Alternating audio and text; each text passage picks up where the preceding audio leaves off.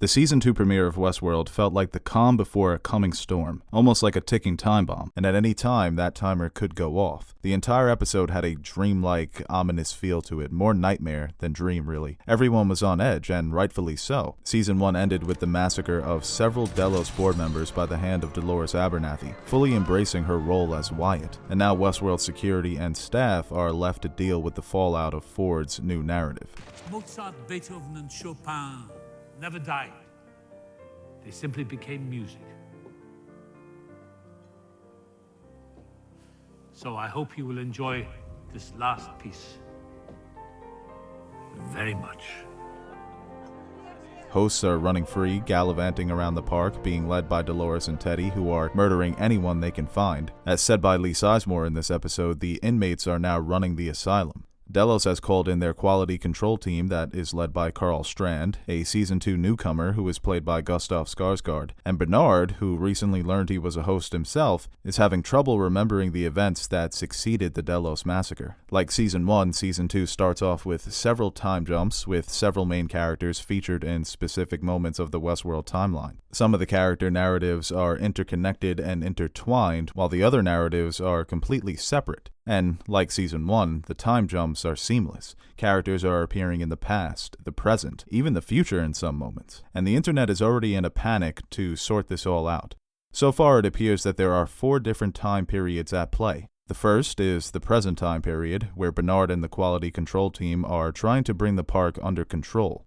The second time period is the aftermath of the DELOS massacre. In this time period, we see Dolores and Teddy roaming through Westworld, killing and torturing the park guests. Bernard and Charlotte Hale are on the run together, avoiding the belligerent hosts and trying to find Peter Abernathy, the host who is filled with 35 years of Westworld IP. The Man in Black has finally received what he has been wishing for, the chance to fight hosts who have the ability to fight back. And finally, we have Maeve Millay and Hector Escanton forming an unlikely partnership with Lee Sizemore, the park's head writer. With the help of Hector and Sizemore, Maeve is trying to find her daughter who is lost somewhere in the park. Now, the third time period is basically the gap between the DELOS massacre and the present time period. It appears that Season 2 is going to cover what happened between these two crucial moments. And the fourth time period is one we are familiar with from Season 1, Arnold and Dolores 35 years prior to the present timeline.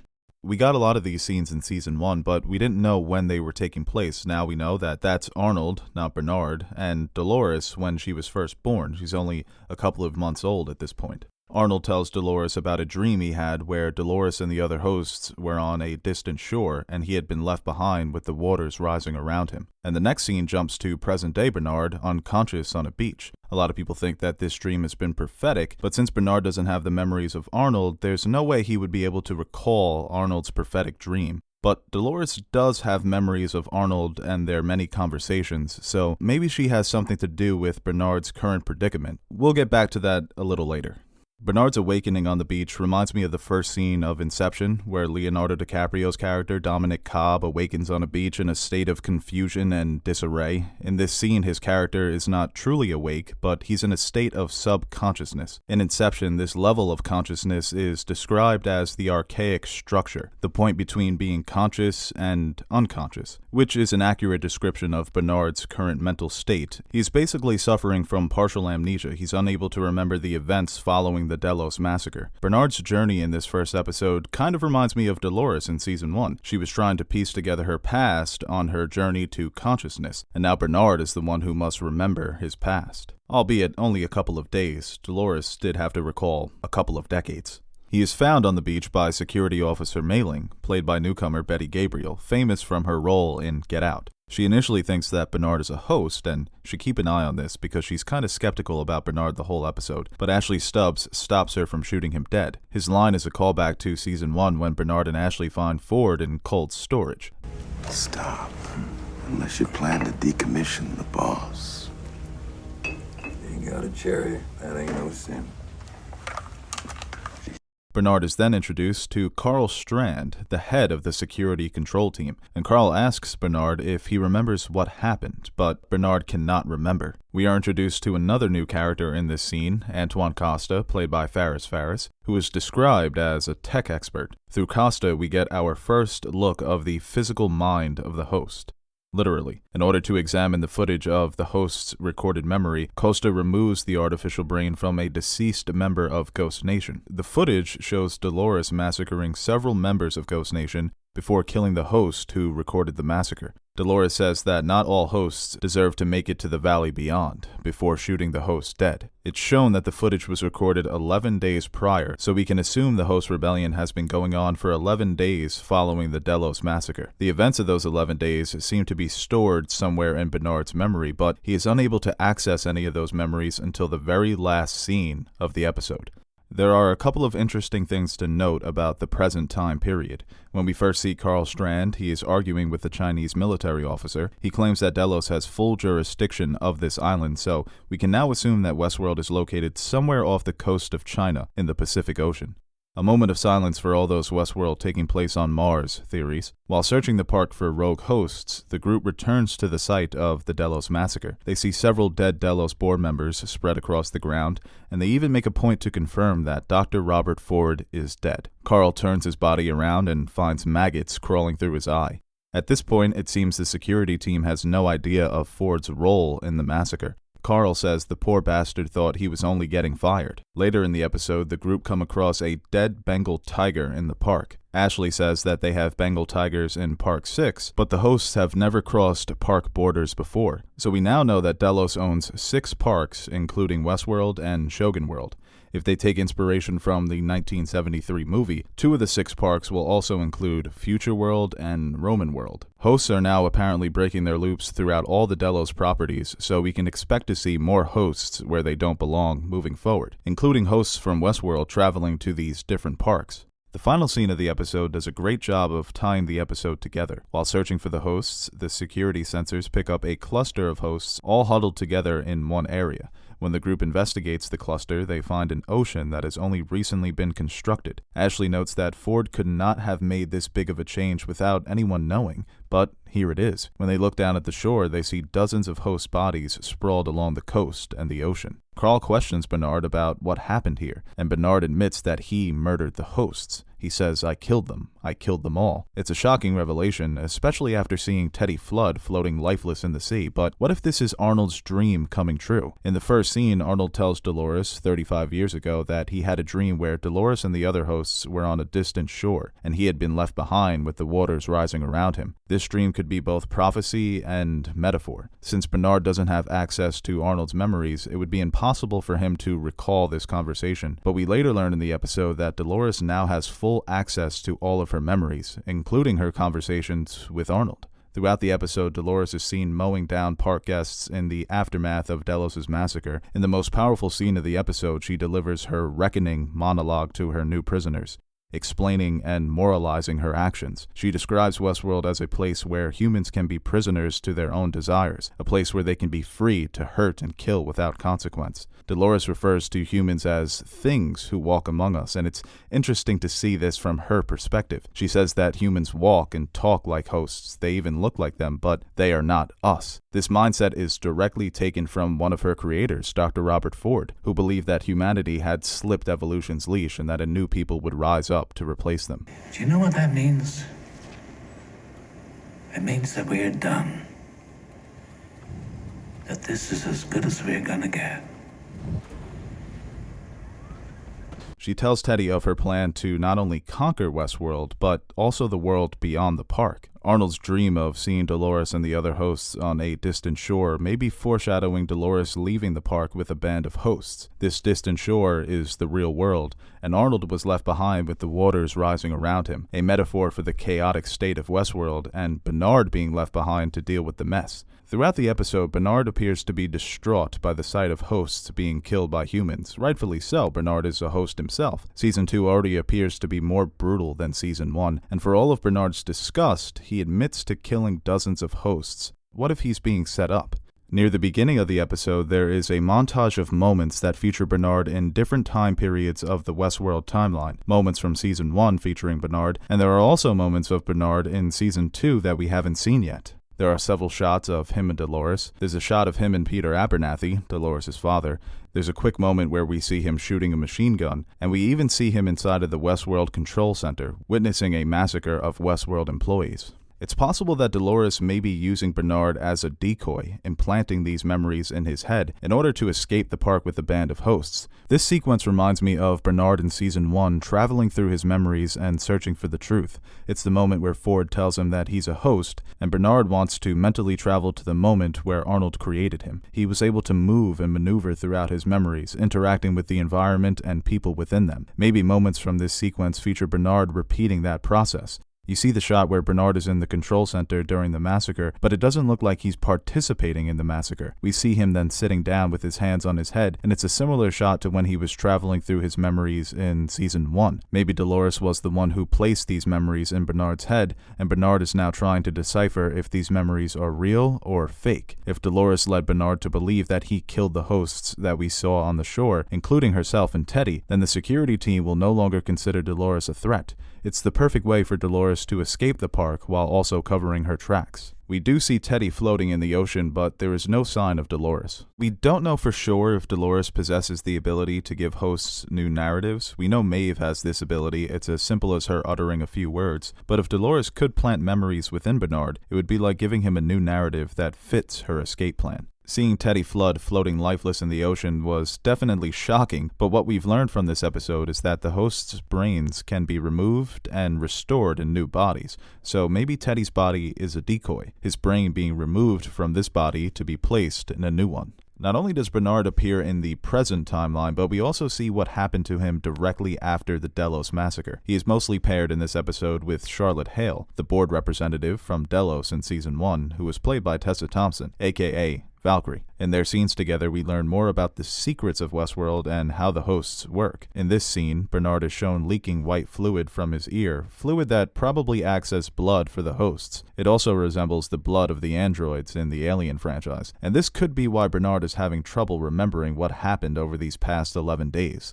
While on the run, Bernard and Charlotte find themselves in a secret laboratory, far beneath the depths of the park, where we are introduced to the drone hosts, an all-white version of the hosts that are controlled by DELOS. And I love the design of these hosts. They're almost like ghosts just operating beneath the depths of the park. The drone hosts are shown saving and storing the DNA of specific park guests and also saving recorded footage of the guests during their time in the park. There is a clause in the entry contract to Westworld where guests must acknowledge and agree that DELOS has all rights to all bodily functions left in the park: spit, saliva, skin cells, all bodily fluids. DELOS may be using this information for blackmail or something more sinister.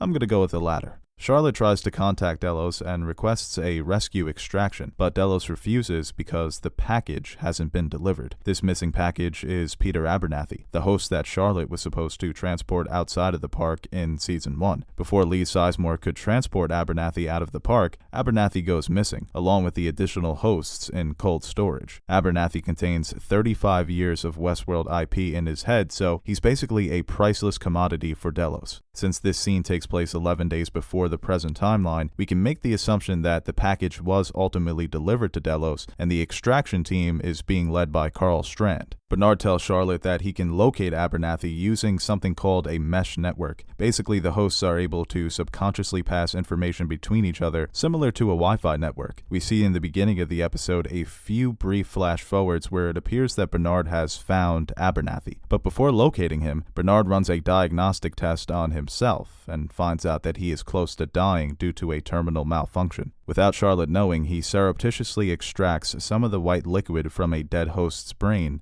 and injects it in himself. The pairing of Bernard and Charlotte will probably not end well for Bernard. Possible spoilers ahead, so skip forward if you want to avoid them. In the second trailer for Westworld Season 2, we see a shot where Charlotte has discovered multiple Bernard host bodies. Charlotte Hale is no dummy, so this revelation is definitely going to be used against Bernard.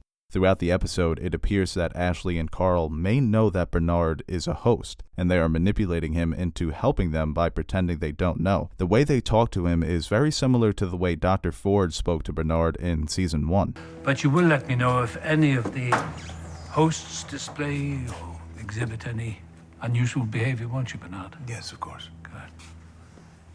It almost seems like they are giving him commands in the form of questions, that they are simply just egging him on, not conversing with him.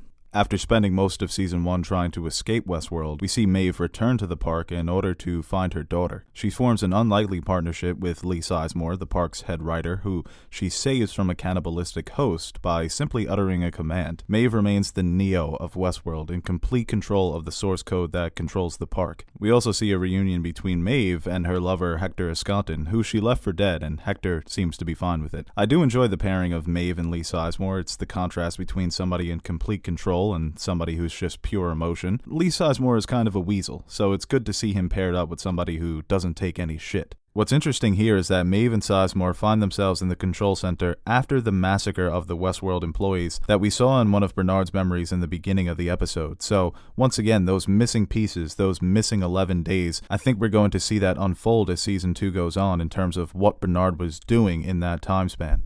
But apparently Bernard has already hit the control center before Lee and Maeve got there. Sizemore offers to help Maeve find her daughter in return for Maeve's protection. Maeve agrees, but not before threatening his life. Sizemore makes the mistake of questioning Maeve's intentions. Why would she return to the park to save her daughter when her daughter isn't real? She questions Sizemore, asking him if he considers herself to be real, or the fingers that control the gun she has pointed at his head. One of the themes of the first episode is that relationship between what's considered real and what isn't. In the first scene of the episode, Arnold defines something being real as something that is irreplaceable. Arnold is without a doubt thinking about his dead son in this moment, the cornerstone of his existence. The prospect of Maeve's daughter not being real upsets Maeve because it means her daughter is replaceable, almost inanimate. Not alive, just another machine that is either a problem or a benefit. Sizemore's suggestion that Maeve's daughter is not real is almost like somebody telling an adoptive parent that their relationship with their adoptive child is not real. Like the hosts, most humans find themselves in predetermined narratives, but we have the ability to make alterations to our narratives. And that is what Maeve is doing by saving her daughter. She is choosing to embrace the narrative she was given so many years ago where she was a mother. That was her life. That was her purpose. Looking back on Season 1, Maeve probably had my favorite narrative of any of the main characters, and it looks like it's going to be more of the same in Season 2. It's a narrative that stands alone from the main story. It's going to be interesting to see if they connect it to the main narrative this time around, but Season 1, her narrative really just stood alone. And it's safe to say that Maeve is going to be our link to the other parks. There's a possibility that her daughter is not located in Westworld. She might be located in Shogun World or one of the other 6 parks. So hopefully Maeve's Season 2 arc can live up to the standard that was set by Season 1. Of course, it wouldn't be Westworld if the Man in Black wasn't acting like a total badass the whole time, but William learns the hard way that you must be careful for what you wish for. William wanted the hosts of Westworld to have the ability to fight back, and in this scene he narrowly escapes an attack from 2 rogue hosts. He once again dons the black hat, and we can see the slightest hint of a smile on his face. The game is finally on. William shares what is by far the creepiest scene of the episode with Dr. Robert Ford. Well, not Ford himself, but the host version of Robert Ford as a child. We first saw this version of Ford in Season 1, and we later learned that it was a gift from Arnold to Ford.